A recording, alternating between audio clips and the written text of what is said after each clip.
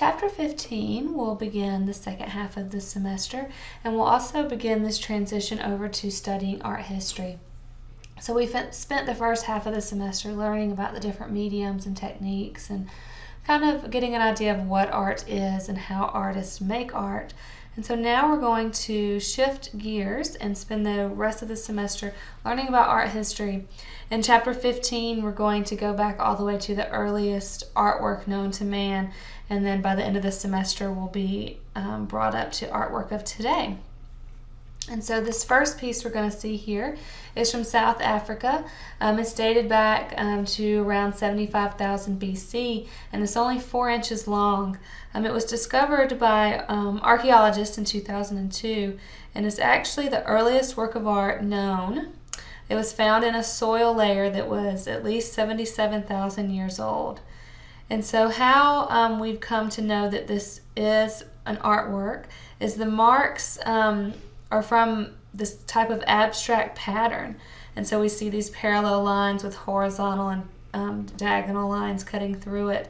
And so there's no practical use for these lines. Wasn't made by a tool or something they would have used. It's completely symbolic or decorative. And so this is the first known instances of artistic creativity.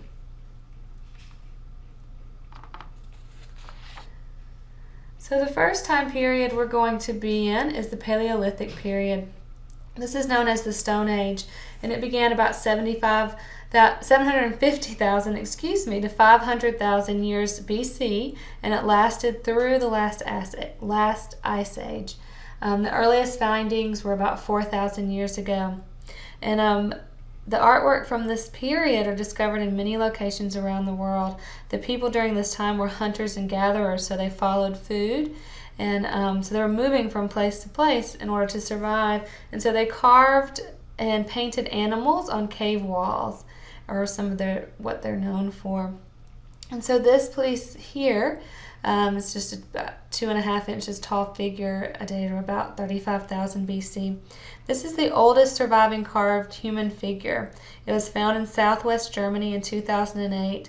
It's at least 35,000 years old. We see highly exaggerated female characteristics in this figure, and it was hung around the wearer's neck, and so you see the little loop around the top where her head would be. That's how they know that it was worn as some kind of adornment of the body, hung around someone's neck.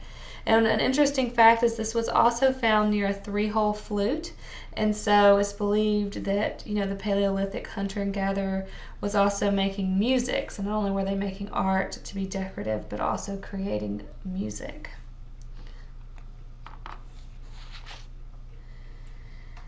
Here's the Venus of Willendorf, and this is a late Paleolithic piece around 25,000 BC. It's about 4.5 inches tall, and so it's similar to the previous figure we just saw, but it's about 10,000 years younger.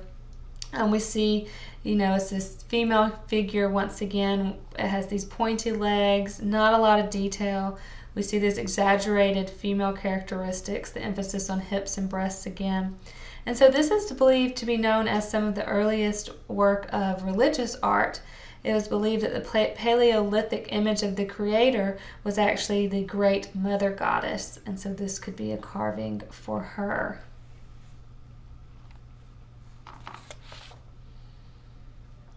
And so here's just a quick map. I think it's interesting to see that all over the world during the same time period we have a lot of the same things going on. And so you see up at the top where it says Europe, and right above that we see Paleolithic figures. So that's where we were just at in the world, and we will travel to a few other places.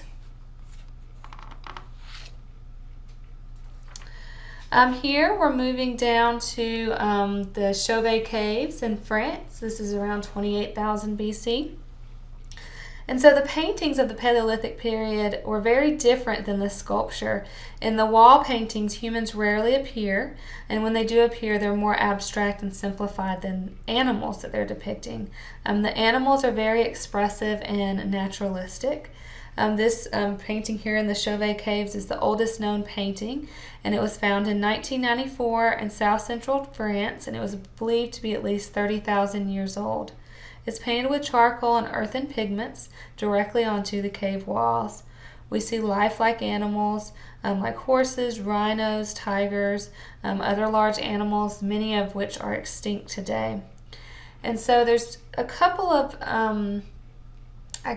thoughts about what these cave paintings were used for. Two of them your book talks about. And one is about bringing the spirits of animals into rituals related to the hunt. And so obviously they needed to hunt and gather in order to survive. And so they would do these ceremonies to try to help them with their hunt and connect them more with the animals. Or some people believe that these were sanctuaries for youth to be initiated in ceremonies based on symbolic and metaphysical associations with portrayed animals.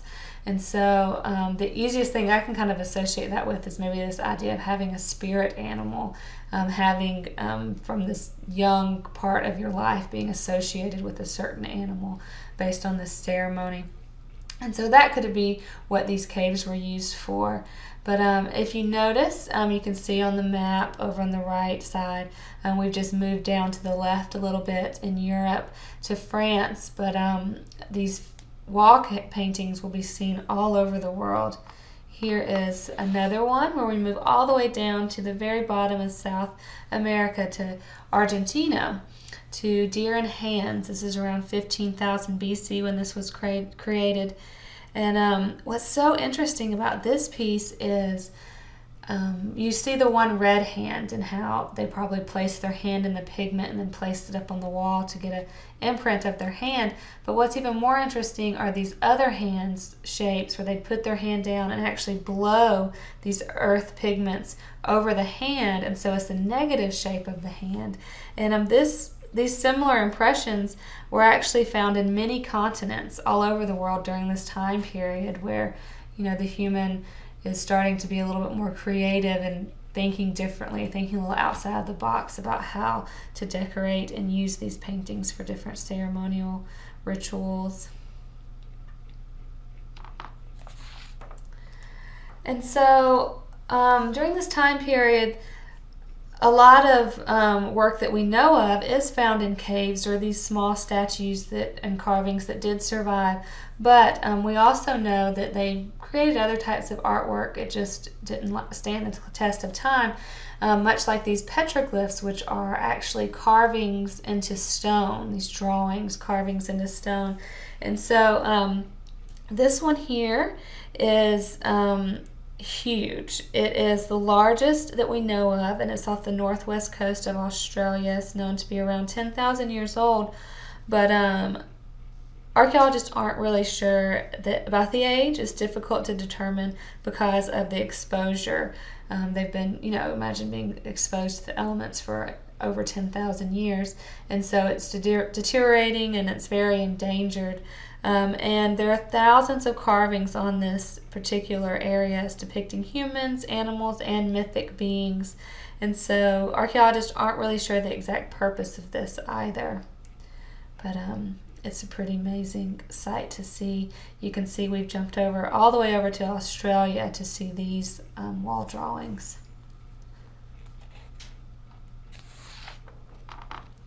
So next we have the Neolithic period.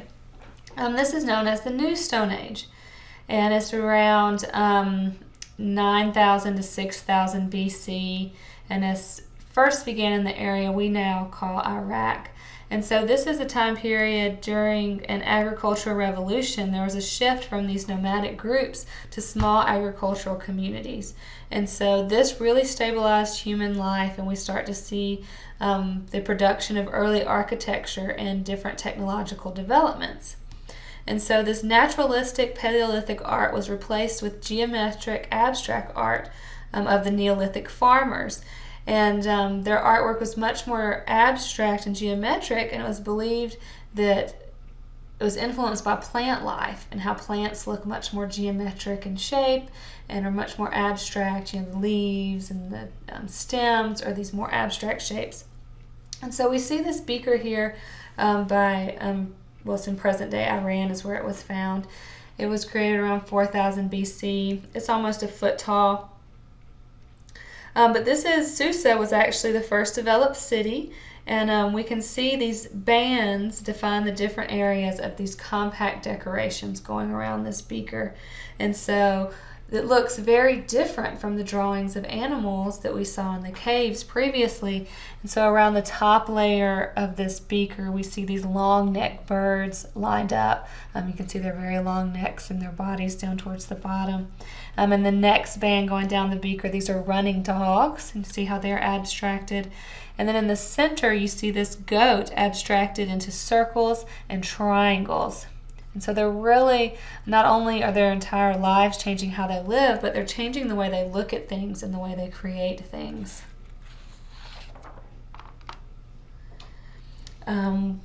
So I talked about how we start developing architecture during this time period, and it's as simple as this primitive structure in France. This is known to be the oldest surviving human structure.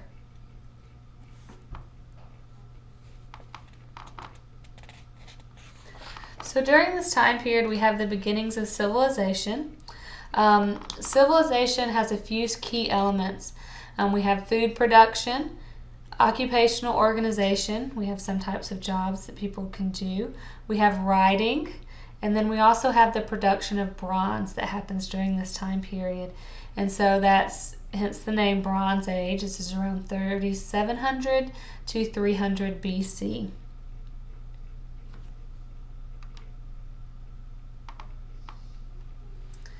So during this time period, we will discuss Mesopotamia and Egypt. There's several major civilizations, as you can see here, that developed during this time period.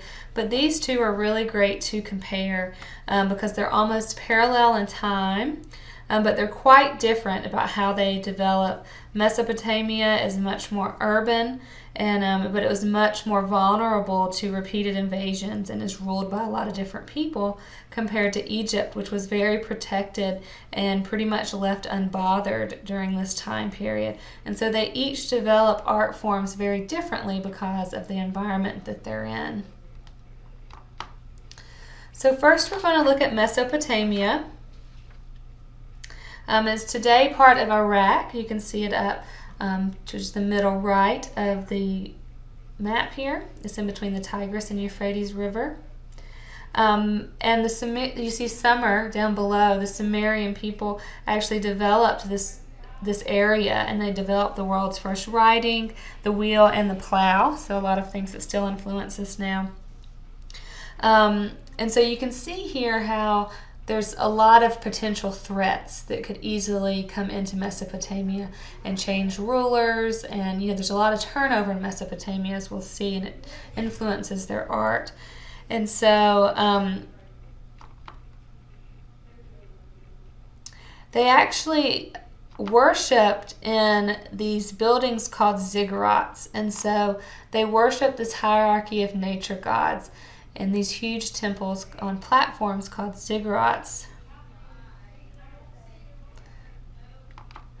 And so they believed these ziggurats embodied the concept of sacred mountains linking heaven and earth.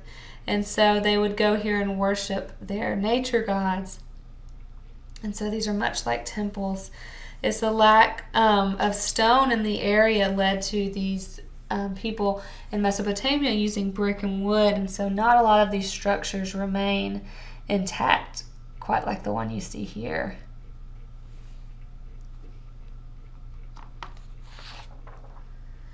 Here's some artwork from Mesopotamia. This is actually a piece for the Sumerian court, for the Sumerian royalty. It's actually a reconstruction of the elegant royal harp found in the king's tomb. And so the bull's head is a symbol for royalty. Inlaid on the harp's sound box are these simplified narratives, and you can see it on the right hand side of your screen, a detail of it. And so we have writing and literature being developed, and so the artists of this time were starting to illustrate the literature. And so these are different bulls and animal, and they take on human roles, as later seen in the Greek fable of Aesop. And so at the top we see a man embracing two bearded bulls, and this influences many cultures. We'll actually see this come back up in art in a few chapters. At the bottom there's a goat attending to a scorpion. And so these are just different illustrated scenes from classic Sumerian literature.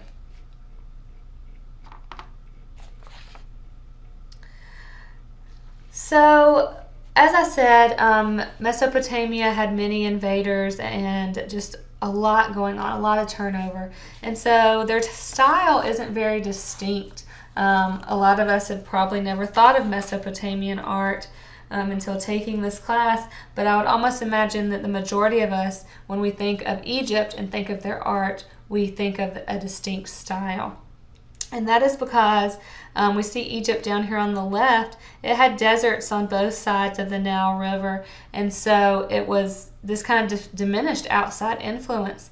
And so they had 2,500 years of time, 2,500 years unbothered by any other outside source, and so they could create this very distinctive style of art, which we know today as Egyptian art.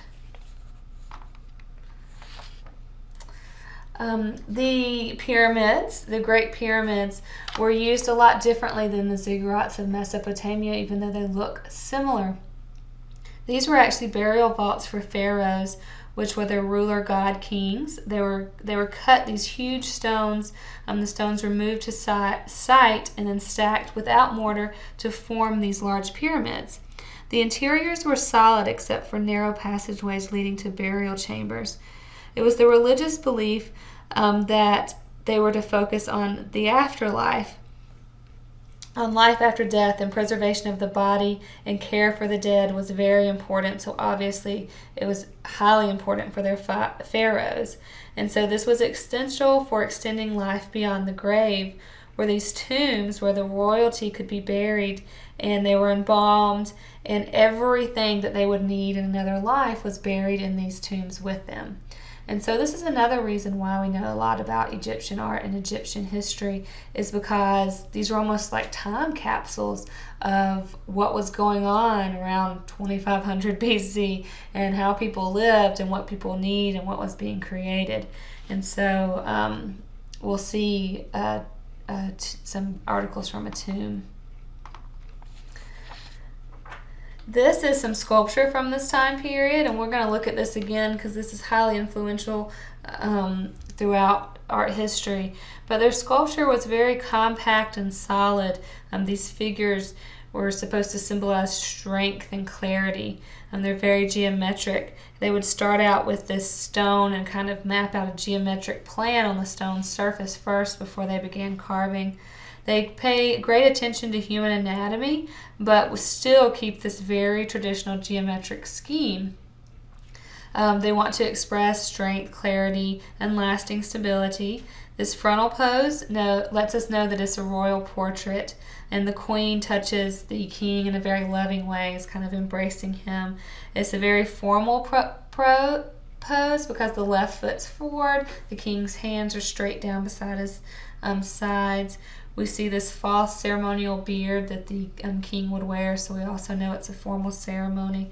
And if you notice, there's this area in between where the figures are connected, and they're connected to the stone on the bottom. And so the Egyptians basically kept everything connected.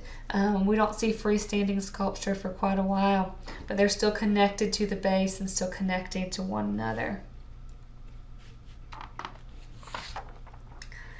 Here's an example of some art that would have been placed in a tomb. This is from the tomb of King Tut, and he was a ruler that died at the age of 18, and we know a lot about him because his tomb is one of the few royal tombs that was completely intact when found.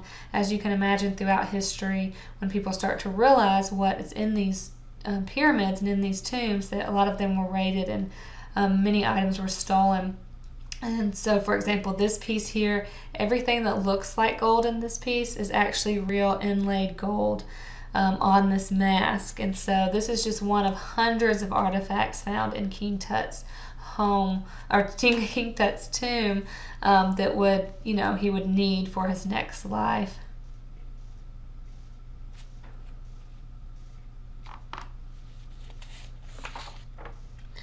So remember, we looked at this first image here early on when we were talking about space. And so this is just some two-dimensional art from Egypt. And so remember on the left when we were talking about space, they were depicting space and depth not very well. They were just trying to depict things from the best angle that they could to make it most easily recognizable. It's not necessarily what made sense, like this piece on the left. And then on the right, we see this influence coming from the Egyptians, and this lasts a long time throughout art history. But we see this, basically what's the biggest is the most important, and then importance goes down there based on the size of the figure. And so we see this noble man here going out to hunt, and so he's the most important. The next size figure is the wife, and then the daughter is the smallest. And so it's not necessarily the size they would be in real life, but it's the size of to let us know what's the most important. So Egyptians greatly influenced art history and greatly influenced the Greeks that developed most of Western art. And so we'll see some of these ideas come back up again and again as we continue to study art history.